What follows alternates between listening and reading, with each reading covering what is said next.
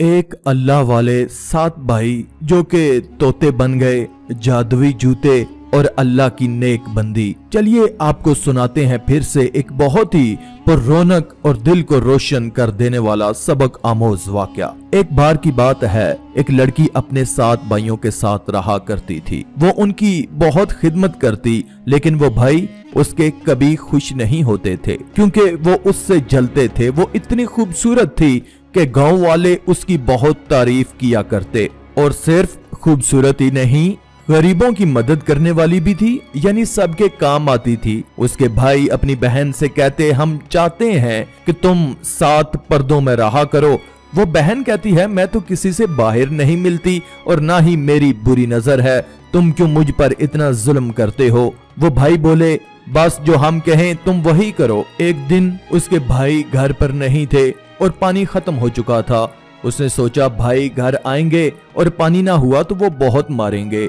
जब तक वो घर नहीं आते मैं उनके लिए पानी भर कर ले आती हूँ। वह जल्दी से घर से निकली और पानी भरने के लिए बहुत दूर पैदल चलती हुई जजीरे के पास गई। जजीरे से पानी भरने के बाद वो घर वापस की तरफ आ रही थी। उसे रास्ते में एक अल्लाह वाले मिले जिनको बहुत प्यास लगी हुई थी। उन्होंने लड़की से कहा कि बेटी थोड़ा पानी मिल सकता है।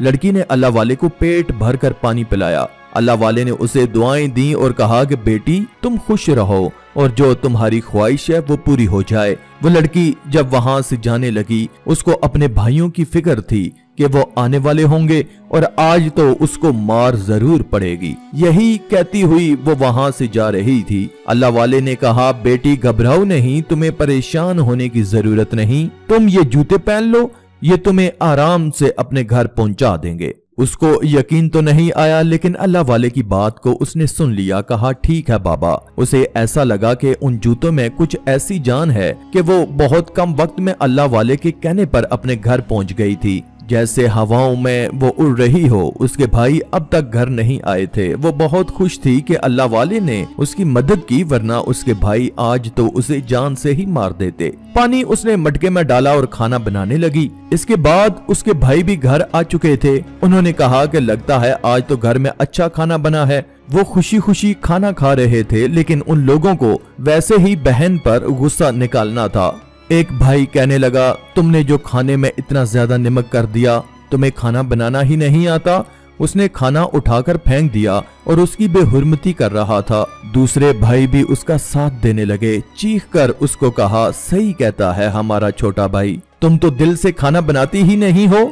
हम मजदूरी करके आते हैं, लेकिन यहाँ तो खाना बनाने वाले दिल से खाना ही नहीं बनाते। तुम करती क्या रहती हो घर में सारा दिन, बिस्तर पर ही तो रहती हो। भाइयों के खराब सलूक ने उसके दिल को तोड़ दिया था। बड़ी मोहब्बत से उसने खाना बनाया और उनके सारे काम भी कर देती थी, लेकिन भाई तो उसकी फिक्र करते ही नहीं थे। वो खामोश हो गई और अपने कमरे में चली गई। वजू करने के बाद उसने अल्लाह ताला की इबादत करना शुरू कर दी और नमाज पढ़कर दुआ करने लगी कि ऐ अल्लाह, मैंने क्या कमी छोड़ी अपने भाइयों की खिदमत करने में, मुझसे कोई खुश क्यों नहीं होता। आज मेरे माँ बाप अगर जिंदा होते तो मेरा कोई ख्याल रखने वाला, मुझसे मोहब्बत करने वाला होता। दुआ करते करते वो सो गई। उसके ख्वाब में वही बुजुर्ग आए। उन्होंने कहा कि बेटी तुम अकेली नहीं हो, जिसके साथ अल्लाह अज़्ज़ वजल होता है उसके सब साथ होते हैं। तुम्हारे भाइयों को अल्लाह ताला एक दिन सबक जरूर सिखाएगा, बस तुम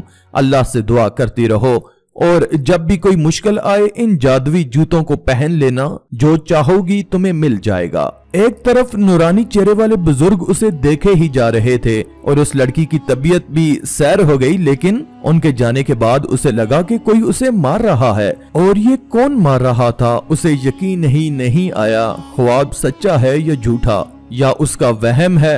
मारने वाला वहीं खड़ा था, उसका बड़ा भाई, जो उसे मारकर कह रहा था कि उठो और खाना बनाओ। खाने का सामान घर में मौजूद नहीं था।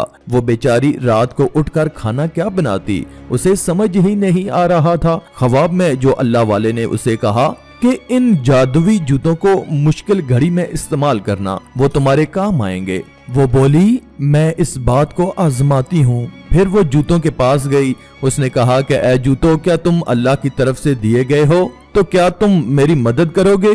ख्वाब में जो अल्लाह वाले ने कहा क्या वही सच है? अभी वो ये सोच ही रही थी और जूतों में से आवाज आई, क्या ख्वाहिश है तुम्हारी? हमसे कहो, हम वो चीज तुम्हें ला कर देंगे। उस लड़की ने कहा कि मेरे भाई इस वक्त बहुत भूखे हैं, क्या उनके लिए खाने का बंदोबस्त कर सकते हो? आवाज आई, अब तुम हमें पहन लो और जिस तरह खाना बनाना चाहो बना सकती हो और तुम्हें पता भी नहीं चलेगा। उसने उन जूतों को पहन लिया और खाना बनाने लगी। उसे बिल्कुल महसूस नहीं हुआ, उसे बस ऐसा लग रहा था जैसे वो अपने घर में उड़ती फिर रही है। इसी तरह वो खाना भी ऐसे ही बन गया। उसके भाई अपने कमरे में थे, उनको पता ही नहीं चला। उसने भी वहीं से कहा, मैंने खाना बना लिया है, अब आइए और खाना खा लीजिए। भाइयों ने अब खाना खाया, इतना लजीज खाना, कहने लगे इससे पहले इतना अच्छा खाना तुम कभी नहीं बना पाई और इतनी जल्दी कैसे खाना बना लिया? वो कुछ नहीं बोली। भाई खाने को मजे मजे से खा रहे थे और सोने के लिए फिर चले गए। वो बड़ी हैरान थी, मैंने तो सिर्फ आजमाने के लिए कहा था, ये तो जूतों ने खाना ही बना दिया। और दिल ही दिल में अल्लाह वाले को याद करने लगी, वो इतने अच्छे इंसान हैं, अगर आज मेरे वालिद जिंदा होते तो यकीनन उनके जैसे होते। इसके बाद वो सो गई। सुबह फजर में उसकी आंख खुली तो उसने देखा भाई तो अभी सो रहे हैं और उठने के बाद वो फौरन नाश्ता मांगेंगे। अब वो घर से बाहर जाती तो कोई भी भाई उठकर उसको अगर वहां मौजूद ना पाता फिर से उसकी पिटाई हो जाती। उसने कहा कि मैं क्या करूं, सामान घर में होता नहीं है और मेरे भाइयों को पेट भर के खाना भी खाना होता है। वो जूतों के पास आई, उसने कहा कि तुम मेरी मदद कर सकते हो? जूते कहने लगे कि हाँ हाँ तुम्हारी मदद हम जरूर करेंगे, हमें इसीलिए तो तुम्हें दिया गया है। फिर उसने कहा कि नाश्ता बनाने में मेरी मदद करो। उसने उनको पहन लिया और नाश्ता बनाया। वो नाश्ता भी बहुत कम वक्त में बन गया। भाइयों तक खाने की खुशबू पहुंची तो वो बाहर आ गए, कहने लगे वाह हमारी बहन ने तो हमारे लिए बड़े अच्छे खाने बनाए हैं। सब ने मस्त होकर खाना खाया और काम पर चले गए। वो अल्लाह पाक का शुक्र अदा कर रही थी। उसने उसकी मुलाकात अल्लाह वाले से करवाई। कम से कम मेरे भाई तो मुझसे राजी हुए। बाकी जो खाना बचा हुआ था उसको उस लड़की ने गरीब बस्ती वालों में बांट दिया। गांव वाले भी अब ये खाना खाते रहे। सिलसिला इसी तरह चलता रहा। इसके बाद भाई जब घर आते तो वो मजेदार खाना उनके सामने रख देती और वो सुकून में आ जाती। एक दिन छोटे भाई ने सोचा कि हमारी बहन पहले तो हमारे मनपसंद खाने नहीं बनाती थी और अब खाना इतना बेहतरीन बनाती है कि हम अपनी उंगलियां चाटते रह जाते हैं। क्या राज है? उसे इस छोटे भाई ने दूसरे भाइयों को कोई बात ना बताई। बस दिमाग में गुस्सा लेकर सोचने लगा, मैं अपनी बहन की खोज लगाऊंगा, ये खाना कैसे बनाती है, जबकि हम उसे सामान भी लाकर नहीं देते और ये सारे काम खुद कर लेती है। एक बार हमेशा की तरह वो सातों भाई काम पर चले गए, लेकिन वो छोटा भाई बाहर जाकर किसी पेड़ के पीछे छुप गया कि अपनी बहन को बाहर निकलते देखूंगा। जब उसने कुछ देर इंतजार किया तो उसे बहन तो बाहर जाती नजर नहीं आई। बहुत देर तक बैठा देखता रहा। उसने कहा मैं घर में देखता हूँ मेरी बहन करती क्या है। चुपके से उसने जब घर में झांका तो वहां पर उसकी बहन खाना बना रही थी और कोई भी वहां उसकी मदद करने वाला नहीं था। वो हैरान हुआ कि मेरी बहन के अंदर इतनी ताकत आखिर कहां से आ गई और वो उसके पीछे पड़ चुका था। किसी को उसने खबर नहीं होने दी कि वो अपनी बहन पर नजर रखे हुए है। एक दिन सब सो रहे थे पर वो जाग रहा था क्योंकि उसे पता था कि उसकी बहन नमाज पढ़ने के लिए उठती है। अब वो उसको देख रहा था कि ये करती क्या है। वो जूतों के पास आई और कहा कि ऐ जादवी जूतो मेरी मदद करो, मैं खाना बनाना चाहती हूँ। उसने जूते पहने और खाना बनाने लगी और बहुत जल्दी खाना भी बन गया। उसने कहा समझ गया, मैं ये जूते ही उसकी मदद करते हैं, तब से ही हमें ये अच्छा खाना खिला रही है। उसे बड़ा गुस्सा आया, हमारी ये बहन इतने दिनों से हमें बेवकूफ बना रही है, खाना ये इस तरह बनाती है। जब वो सब काम के लिए जाने लगे तो उन्होंने अपनी बहन को बाहर ही रोक लिया और कहा कि मेरी बात सुनो, कैसे धोखा दे रही हो। वो गुस्से से खोल गए, कहने लगे अच्छा हम भी सोचें कि हमें इतना मजेदार और ताजा खाना रोज कैसे मिलता है, जबकि ना हम तो कोई सामान खरीद के देते हैं और ना ही किसी चीज का ख्याल रखते हैं। चलो काम से आकर उसकी खबर लेते हैं। शाम को वो वापस आए तो अंदर बड़ी सी देग पक रही थी। बहन ने भाइयों को देखा तो कहा कि आइए आप लोग हाथ मुंह धो लें, खाना तैयार है।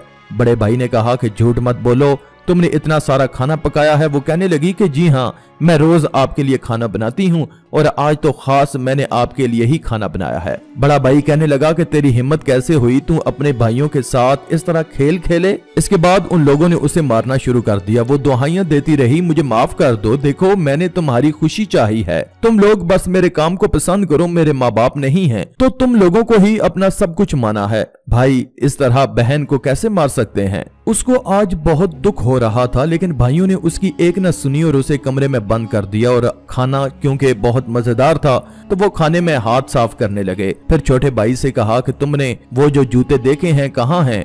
वो जूते चलो ढूंढते हैं। लेकिन उन्हें ढूंढने पर भी वो जूते नहीं मिले। फिर वो कमरे में वापस आए और बहन से कहा कि हमें बता दो जूते कहाँ हैं। उसने कहा कि मुझे नहीं पता। उन्होंने उसको इस बात पर और मारा, इतना मारा कि उसके भाइयों ने हद पार कर दी। वो रोते हुए अल्लाह पाक से दुआ करने लगी कि ऐ अल्लाह मुझे इन जालिमों से निजात दिलवा दे। मैं इनको अपना मानकर इनकी खिदमत करती रहती हूँ, इनको खुश करती रहती हूँ, लेकिन इन्होंने आज एक औरत पर हाथ उठाया। मैं उनकी सगी बहन हूँ। ये कितने संग दिल भाई हैं, बेरहम हैं, इनके दिल में औरत के लिए कोई रहम नहीं।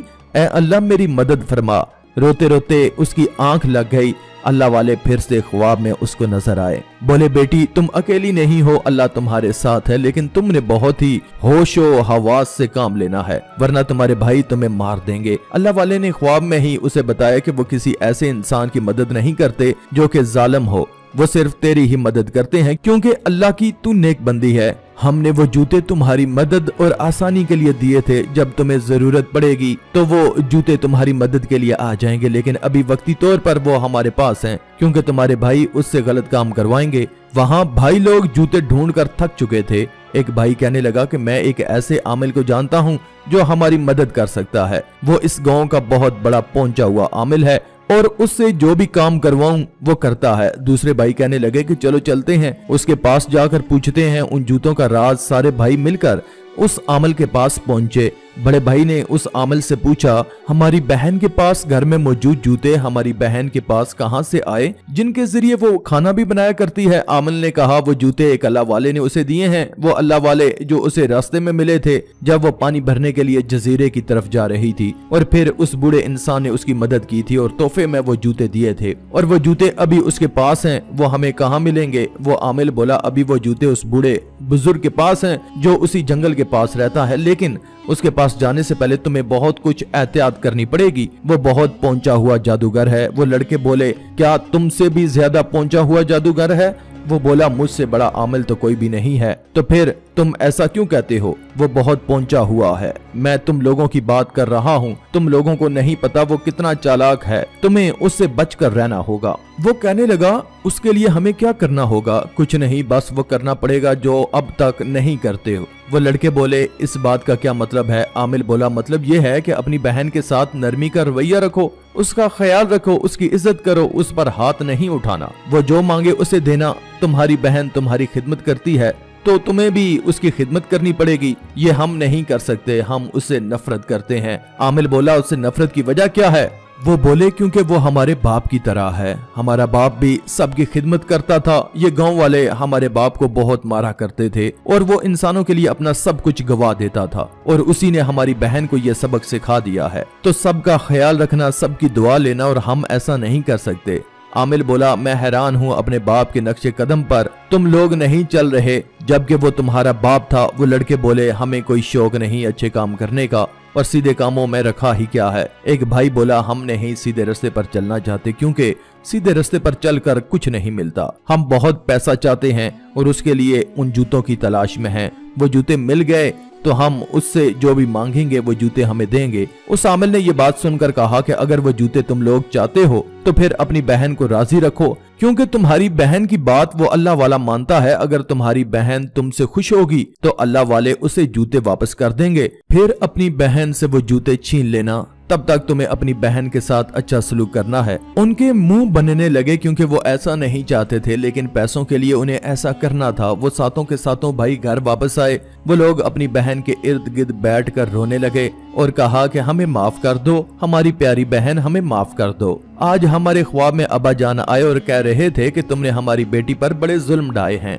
और उसको मारा है। तुम लोग मर्द कहलाने के लायक नहीं हो। औरत पर जो हाथ उठाए वो मर्द नहीं होता, हमें माफ कर दो। बल्कि तुम हमें मारो। बहन हैरान थी कि मेरे भाइयों को क्या हो गया है, रातों रात इतना कैसे बदल गए, कहीं मैंने जो दुआ मांगी थी उसका यह असर तो नहीं। वो भी सीधी सादी मोहब्बत करने वाली बहन थी, अल्लाह वालों के करीब थी, इसलिए उसके दिल में भाइयों की मोहब्बत फिर से आ गई। उसने कहा बस मैं चाहती हूँ कि हम सब मिलकर रहें और एक दूसरे का साथ दें। भाइयों ने कहा कि आज से तुम जो कहोगी वही होगा, तुम बस हमें हुक्म दिया करो। और ये झूठ बोलते हुए उनका दिल छिलनी हो रहा था, लेकिन क्या करते, पैसों के लिए कर रहे थे। और बहन भी उनकी बातों में आ गई। आज से तुम पानी भरने के लिए जजीरे पर जाओगी तो एक भाई तुम्हारे साथ जाएगा। लड़की कहने लगी कि आप लोग जो कह रहे हैं मुझे इन बातों पर यकीन नहीं आ रहा, अचानक आप लोग इतना बदल कैसे गए। वो हंसते हुए कहने लगे कि हाँ तो हम एक ही खून हैं और खून हमेशा खोलता है। इसके बाद उस पर वाकई उन भाइयों ने रहम कर दिया। वो खाना बनाती, वो खुशी खुशी खाने लगते और पानी भरने के लिए उसे कभी जजीरे की तरफ जाना पड़ता तो एक भाई उसके साथ जाता। वो भाई ये देखना चाहता था कि अल्लाह वाले कहाँ हैं, अगर वो रास्ते में मिलेंगे तो वो जूतों के बारे में उनको जरूर बताएंगे। लेकिन अब तक बहन को अल्लाह वाले ना मिले, बल्कि वो अपने भाई के साथ पानी भरने जाती और वापस आ जाती। इतना खुश थी कि उसने अपने भाइयों से कहा कि मैं आज इस खुशी में तमाम गांव वालों को खाना खिलाना चाहती हूँ, क्या मैं ऐसा कर सकती हूँ। भाई बोले हाँ हाँ क्यों नहीं, लेकिन इन सारे गांव वालों को खिलाने के लिए तुम्हें 1-2 देगों की जरूरत पड़ेगी, क्योंकि खाना तो कम पड़ जाएगा और इतनी बड़ी देग तुम कैसे पकाओगी। वो बोली आप फिक्र ना करो, तो बस ये काम भी हो जाएगा। भाइयों के तो कान खड़े हो गए। वो लोग उसके सामने तो घर से चले गए, लेकिन अब उसके पीछे वो लोग छुप कर कहने लगे कि ये घर से बाहर निकलेगी और जजीरे की तरफ जाएगी जहाँ पर वो अल्लाह वाले होते हैं। और वाकई ऐसा ही हुआ। वो घर से निकली, उसके हाथ में मटका था, वो पानी भरने जा रही थी। जजीरे से पानी भरने के बाद उसने आवाज दी कि ए अल्लाह वाले, क्या आप आसपास मौजूद हैं। लेकिन उसकी आवाज पर वहाँ कोई भी नहीं आया। वो भाई उसके पीछे लगे हुए थे, लेकिन वो अल्लाह वाले थे, सामने ही नहीं आ रहे थे।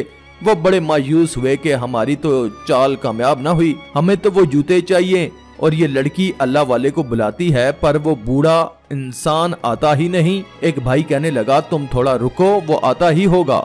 वो लड़की आवाज देती रही, लेकिन अल्लाह वाले उसके सामने नहीं आए। यहाँ पर भाइयों के दिल पर छुरियां चल रही थीं। अरे हम तो इतनी देर से यहाँ रुके हुए हैं, हमने अपना वक्त जाया किया। लड़की भी उदास थी और वापस आ गई। जब वो घर आई तो देग उसके घर में पक रही थी। बहुत से लोग जमा थे जो देग को पका रहे थे। लड़की ने उनसे पूछा आपको यहाँ किसने भेजा, हमें ये जगह अच्छी लगी, तुम भी हमारे साथ काम में शामिल हो जाओ। वो लड़की खुशी खुशी उन लोगों के साथ उस काम में शामिल हो गई। भाइयों के अरमानों पर पानी फिर गया, क्योंकि न जूते वहां आए थे और ना ही उस लड़की की किसी ने मदद की थी, बल्कि यहाँ तो जीते जागते आदमी उसकी मदद कर रहे थे। पूरे गांव को फिर खाना खिलाया गया और ना चाहते हुए भी उन्हें वो काम करना पड़ा।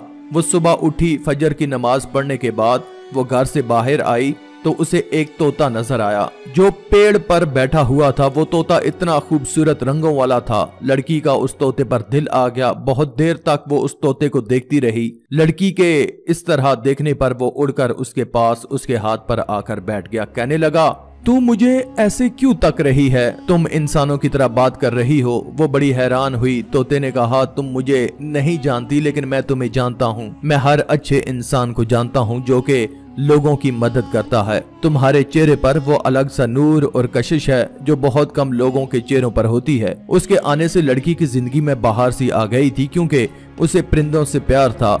जब उसके भाई वहाँ नहीं होते तो वो तोते से बातें करती। वो भाई अपनी बहन के साथ मजबूर होकर अच्छा सलूक करते थे, क्योंकि किसी भी कीमत पर वो जूते चाहिए थे। एक दिन छोटे भाई ने उस लड़की को तोते से बातें करते हुए देख लिया। उसका दिमाग तो पहले ही खराब हो रहा था। अपने बड़े भाई की वजह से वो खुद को काबू में ना रख पाया। उसको समझ नहीं आया और बहन के पास आया और डांटना शुरू कर दिया। बहन ने कहा कि मुझे क्यों डांटते हो, तुम इस तोते से बातें कर रही हो, हम इन जूतों को ढूंढने में लगे हुए हैं। वो जूते कहाँ चले गए, तुमने उन जूतों को कहाँ छुपा दिया, तुम सब कुछ जानती हो। लड़की बोली मैं कुछ नहीं जानती, वो जूते कहाँ हैं? अब वो भाई ने अपनी बहन पर हाथ उठाया, लेकिन इससे पहले वो हाथ उठाता वो तोता चला उठा के ए खबीस इंसान, तू औरत पर हाथ उठाता है, वो भी मजलूम औरत पर। तूने इस लड़की को दुख दिया, अल्लाह तुझे कभी माफ नहीं करेगा। ये आवाज सुनकर बाकी भाई भी घर से बाहर आ गए। उन्होंने कहा क्या हुआ और ये तोता इंसानों की तरह क्यों बातें कर रहा है? छोटा भाई बोला ये भी कोई जादुई चीज लगती है, वरना कोई परिंदा इस तरह इंसानों जैसी बातें कैसे कर सकता है? गांव वाले वहां जमा हो गए, कहने लगे भाइयों क्या हो गया, अपनी बहन को क्यों तंग करते हो? ये बेचारी तो हर एक के लिए अच्छा करती है।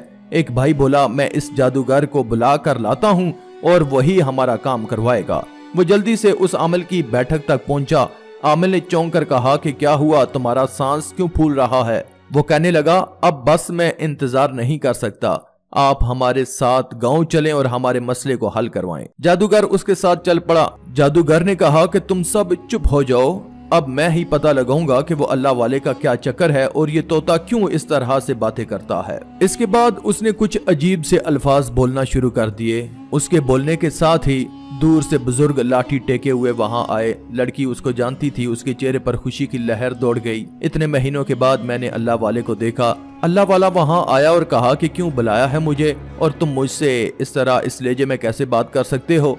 आमिल ने कहा क्योंकि तुमने लड़की को बहुत परेशान कर दिया, इसलिए अब इस बात को आगे ना बढ़ाओ और जूते फौरन इनको दे दो। अल्लाह वाले बोले मैं क्यों उनके हवाले कर दूं वो चीज जिससे ये गलत काम करें? अरे कोई लालच में ये काम करता है भला? ये लड़की जिसको जूते तोहफे में दिए गए थे, जो अपने भाइयों की अच्छी बहन है और अपने बाप के अच्छे काम को आगे बढ़ा रही है, और आज जिसकी वजह से गांव में लोग भूखे नहीं रहते और तोहफा भी उसी को दिया जाता है जिसका मकसद नेक हो, ऐसे किसी शैतानी सोच रखने वाले को कोई भी चीज नहीं दी जाती। तेरे अंदर इतनी ताकत नहीं कि तू मेरा मुकाबला कर सके। अगर तूने इस लड़की को वो जूते नहीं दिए तो फिर मैं तुझे यहीं तोता बना दूंगा। बुजुर्ग कहने लगे दुनिया इंसानों के लिए बनाई गई है, लेकिन इंसान खिदमत खल्क के लिए, दूसरों के काम आने के लिए पैदा किया गया है। ये दुनिया तुम्हारे लिए पैदा की गई है और तुम आखिरत के लिए पैदा किए गए हो, और आखिरत में उसी के लिए भलाई होगी जो लोगों की दुआ लेकर आएगा। तुम लोगों ने तो हद पार कर दी, लालच की भी कोई हद होती है।